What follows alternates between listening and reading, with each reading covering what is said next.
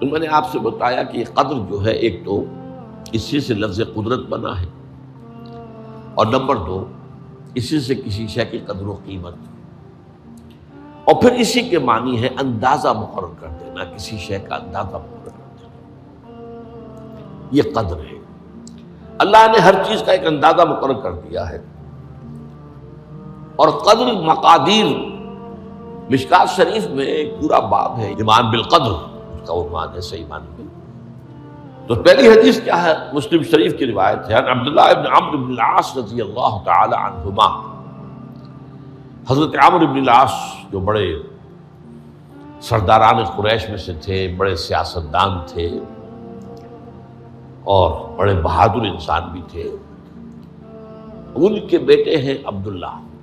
اور بڑی دلچسپی کی بات یہ ہے کہ باپ اور بیٹے کے مزاج میں بود المشرقین تھا، وہ تھے جنگجو اور سیاستدان اور بڑے سرداروں میں سے، یہ تھے انتہائی زاہد و عابد، انتہائی زاہد و عابد۔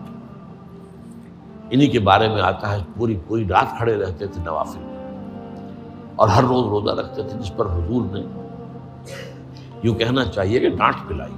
آپ کو اطلاع ہوئی، آپ نے بلایا، یا عبداللہ اولم اخبر انک تقوم اللیل و تصوم النہار تصوم الدہر، کیا مجھے یہ خبر نہیں دی گئی ہے؟ یعنی مجھے یہ خبر ملی ہے کہ تم پوری رات کھڑے رہتے ہو، نماز پڑھتے ہو، تم ہر روز روزہ رکھتے ہو، اب کیا کرتے؟ بلا یا رسول، جھوٹ بولنے کا تو ارادہ ہے ہی نہیں، ہو بھی نہیں سکتا۔ فرمایا لا تفعل، سختی سے روکو۔ وہ عبداللہ ابن عمرو ابن العاص رضی اللہ تعالیٰ عنہما اس کے راوی ہیں، قال رسول اللہ صلی اللہ علیہ وسلم کتب اللہ مقادیر الخلائق قبل ان یخلق السماوات والارض ب50,000 سنہ۔ اللہ تعالیٰ نے مقداریں اور تقدیریں، ابھی دو الفاظ میں بولوں گا تاکہ آپ کے ذہن میں بات رہے، معین کر دی تھی، لکھ دی تھی آسمانوں اور زمین کی تخلیق سے 50,000 سال قبل۔ یہ ہے قدر، ہر چیز کی ایک تقدیر جو ہے وہ معین ہوئی ہے۔ اب آئیے اس میں کتاب سے مراد کیا ہے؟ جو آیت میں نے دوسرے نمبر پر پڑھی آج، سورہ حدید کی آیت، ما اصاب بمصیبۃ فی الارض ولا فی انفسکم الا فی کتاب من قبل ان نبرأ۔ کتاب سے مراد کیا؟ نہیں پڑتی تم پر کوئی مصیبت، کوئی تکلیف، نہ زمین میں نہ تمہاری جانوں میں، زمین میں سیلاب کا آ جانا، زلزلے کا آ جانا، کوئی اور اس طرح کی عمومی ہلاکت کا آ جانا، عمومی تکلیف کا آ جانا، تمہاری جان میں اچانک جو ہے تشخیص ہو گیا کینسر ہے، اچھے بنے تھے، ٹھیک ٹھاک چل رہے تھے، تو معمولی سی تکلیف ہوئی، انویسٹیگیشن کیا تو معلوم ہوا تو کینسر ہے اور وہ کافی بڑھ چکا ہے۔ لیکن جو شے بھی آتی ہے، چاہے تمہاری جان پر آئے چاہے زمین پر آئے، وہ ایک کتاب میں لکھی ہوئی موجود ہے اس سے پہلے کہ ہم اسے ظاہر کریں۔ یہ تمہیں مشکل نظر آئے گا، ان ذالک علی اللہ یسیر، یہ اللہ پر بہت آسان ہے، بہت آسان، اللہ کا علم کامل ہے۔ تو معلوم ایک بات جان لیجئے کہ حقیقت کتاب سے مراد اللہ کا علم قدیم ہے، اللہ کا علم حادث نہیں ہے، معاذ اللہ ثم معاذ اللہ، کہ کوئی شے ہوئی تو اس کے علم میں آئی۔ یہ ہمارے ہاں بعض گمراہ فرقوں کا عقیدہ ہے، اسے بدع کہتے ہیں، کہ اللہ کے علم میں بدع بھی ہے، یعنی کسی واقعے کے ظہور کے بعد اس پر کسی شے کا منکشف ہونا، معاذ اللہ ثم معاذ اللہ، یہ شان خداوندی سے بہت بڑی ہے۔ وہ تو عالم ما کان و ما یکون ہے، جو بھی کچھ تھا اور رہا ہے آج تک ہمیشہ سے ہے، اور جو بھی کچھ ہوگا وہ سب اس کے علم میں آن واحد میں موجود ہے۔ آن واحد، یہ آن واحد کے لفظ کو اچھی طرح سمجھ لیجیے۔ مجھے سب سے پہلے تجربہ ہوا تھا، یہ سن میرا خیال ہے کہ 67-68 کی بات ہے، میں نے پہلا ہفائی سفر کیا تھا لاہور سے کراچی۔ اس وقت فوکر چلتا تھا، فوکر فرینڈشپ، چھوٹا جہاز جو چڑیا والا، اور کرایہ 90 روپے تھا نائٹ کوچ کا۔ آپ تصور کیجیے۔ تو میں چونکہ مجھے جغرافی سے دلچسپی ہے اور فوکس زیادہ اونچا نہیں ہوتا، تو میں دیکھتا جا رہا تھا کھڑکی سے، اس وقت ہم کہاں پہنچ گئے، اب کہاں پہنچ گئے، اب جو روشنیاں نظر آ رہی ہیں کس شہر کی ہیں، یہ اکاڑے کی آ گئی، یہ ساہیوال کی آ گئی، یہ آگے اور آگے ہے۔ ایک دم میں نے دیکھا کہ 3 شہروں کی روشنیاں میں ایک وقت دیکھ رہا ہوں، لودھرا، بہاولپور، سماسٹا۔ مجھے خیال آیا کہ جب میں ٹرین سے سفر کرتا ہوں، کراچی جاتا ہوں، تو لودھرا پہنچتا ہوں تو میں سمجھتا ہوں کہ ابھی بہاولپور آدھا گھنٹے بعد آئے گا، وہ مستقبل کی شہر ہے میرے لیے۔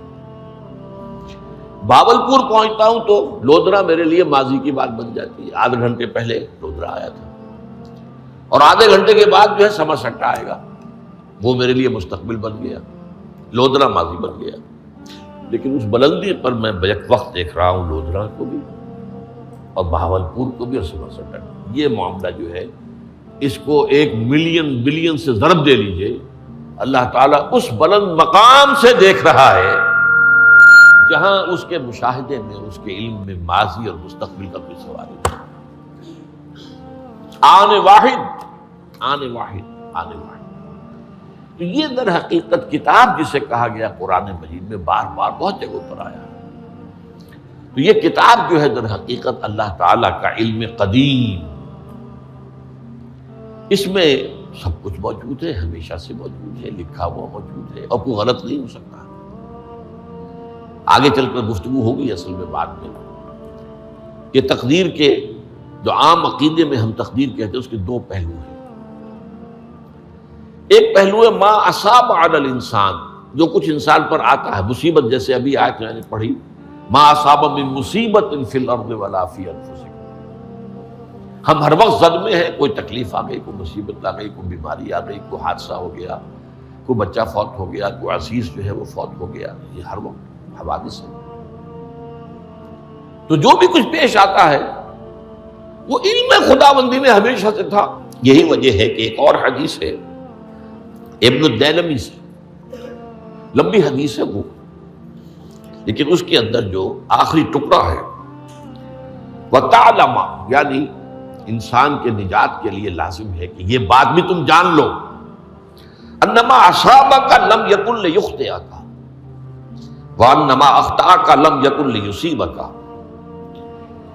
ولو مت علی غیر ھذا، اگر تم اس کے سوا کسی صورت پر ہوگے تو جہنم میں داخل ہو جاؤ گے، لدخلت النار۔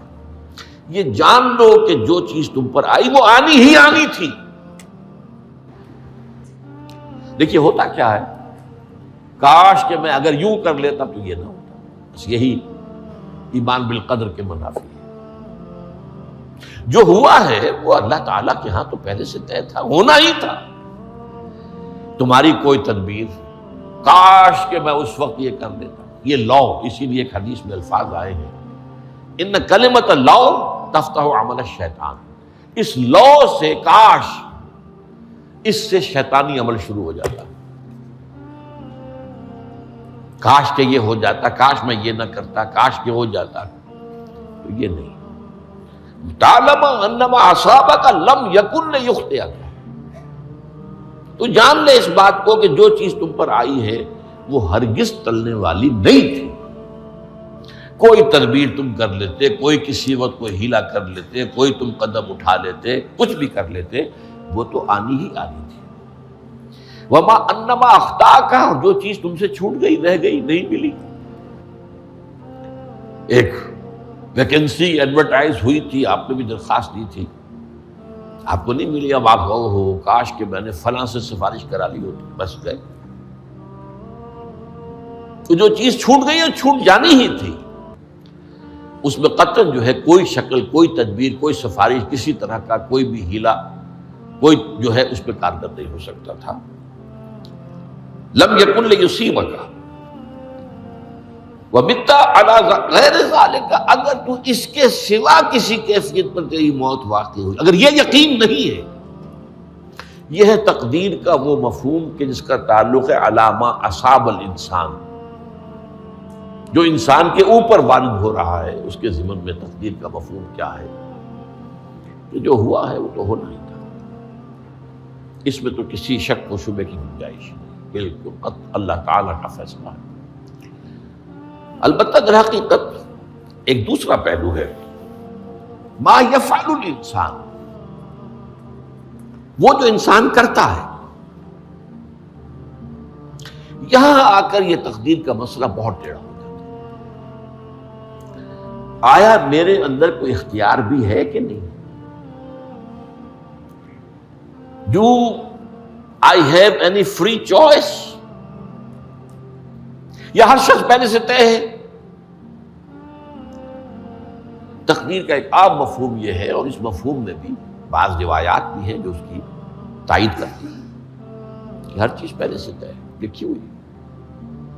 اور یہ جو حدیث ہم نے ابھی پڑھی ہے، یہ گویا کہ اس کی ایک مثال ہے کہ وہ جو لکھ دیا گیا تھا، فرشتے نے لکھ دیا تھا، رحم مادر میں لکھ دیا تھا، شقی او سعید، یہ بدبخت ہے یا سعادت مند ہے۔ تو ایک شخص پوری عمر نیکی کے کام کرتا رہا، آخری وقت میں آ کر کوئی ایسا حادثہ پیش آ گیا کہ وہ اہل جہنم کے سے کام شروع کر دی اور جہنمی ہو گیا۔ یا ایک شخص ساری عمر جو ہے جہنمیوں کے سے کام کرتا رہا، آخری وقت میں آ کر کوئی ایسی توفیق ملی، کچھ ایسا معاملہ ہو گیا، توبہ کر لی اور اس نے جو ہے اہل جنت کے سے اعمال شروع کر دی۔ تو یہ جو ہے علامہ اصابک کا علیحدہ بات ہے، اور علامہ یفعل الانسان، انسان کیا کرتا ہے، اس میں اس کی قدرت کتنی ہے۔ اور یہ ہمارے ہاں فلسفے کا بڑا مشکل موضوع ہے، اسی کا نام ہے جبر و قدر۔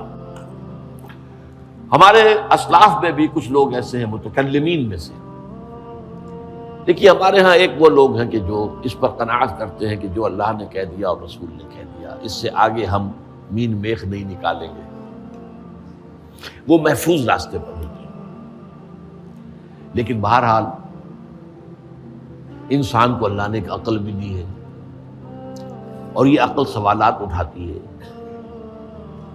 اور جو زیادہ ذہین انسان ہوتے ہیں ان کے اندر ان کی یہ مصیبت زیادہ ہوتی ہے، لہٰذا وہ تو سوچتے ہیں، کچھ نہ کچھ غور و فکر کرتے ہیں، بات سمجھنے کی کوشش کرتے ہیں۔ اس میں اب ہمارے ہاں دو طبقے ہو گئے، جبریہ، قدریہ۔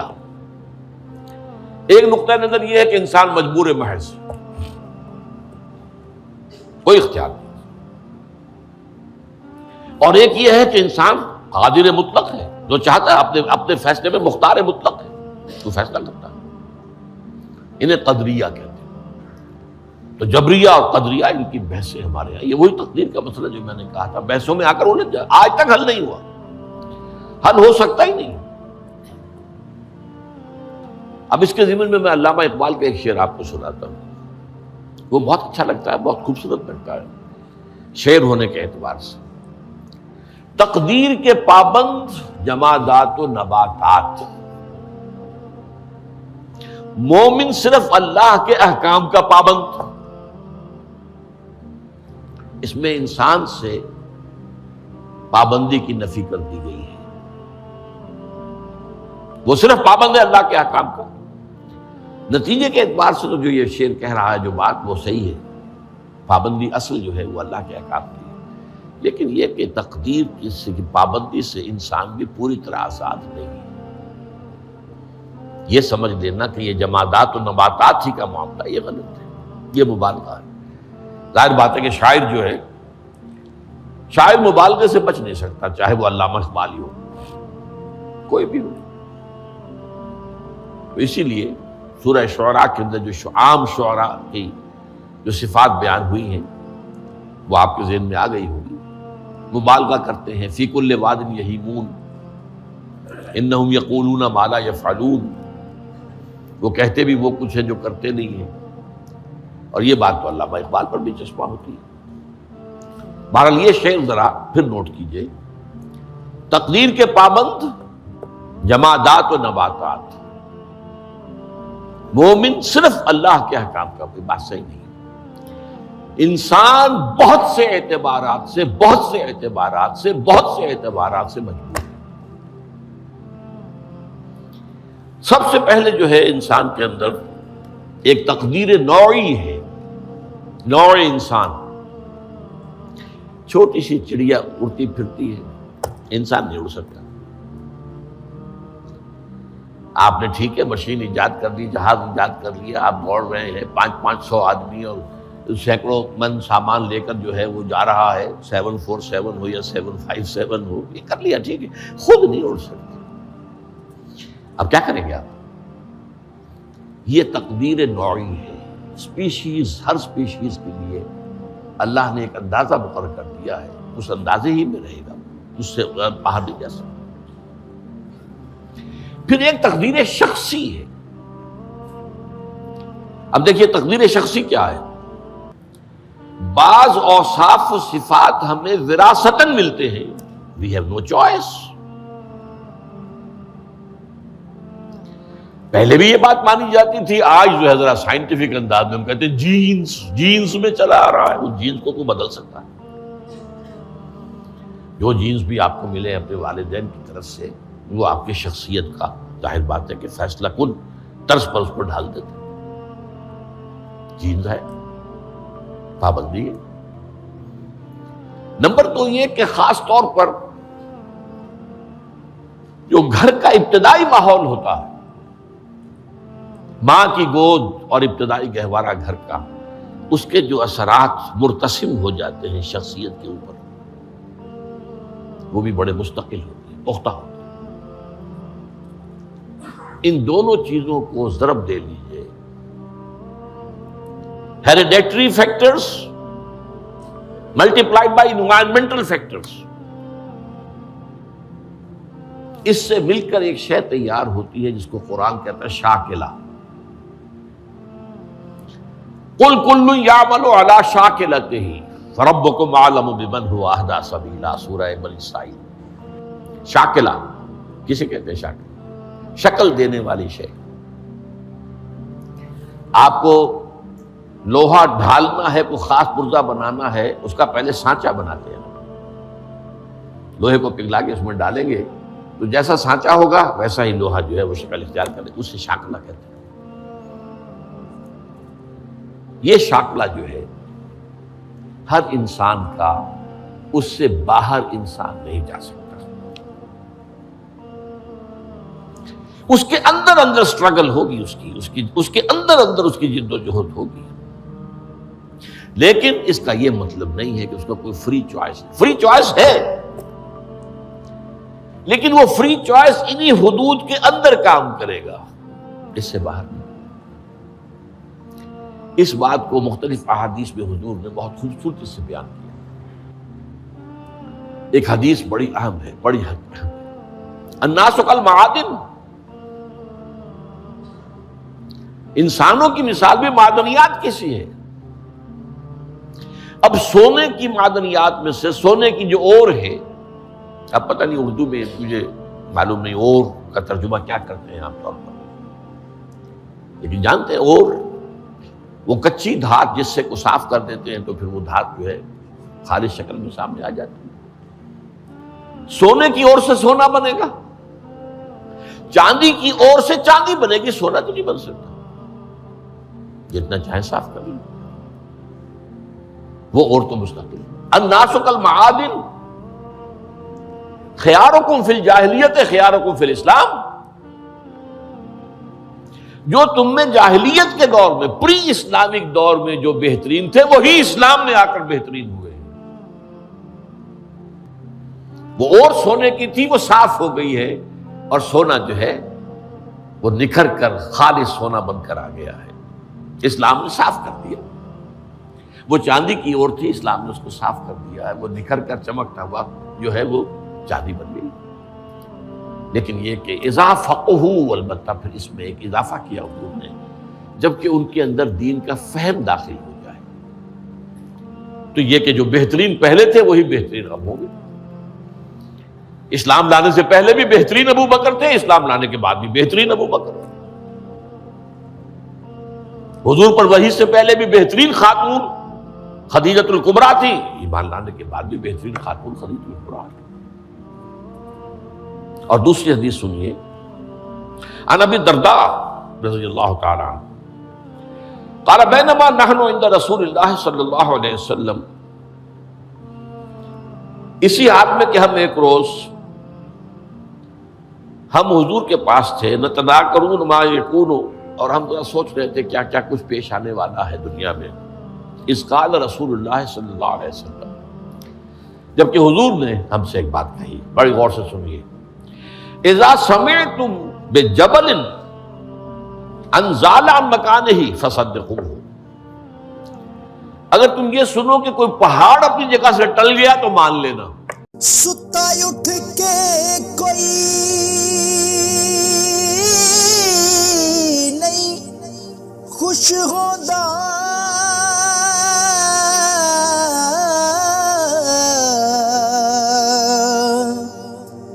بڑے ستے جگا کے میں ویکھیا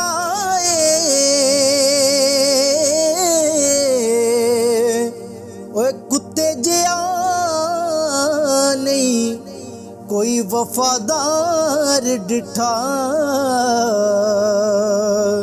تے ٹکر سکا بھی پا کے ویکھ آئے۔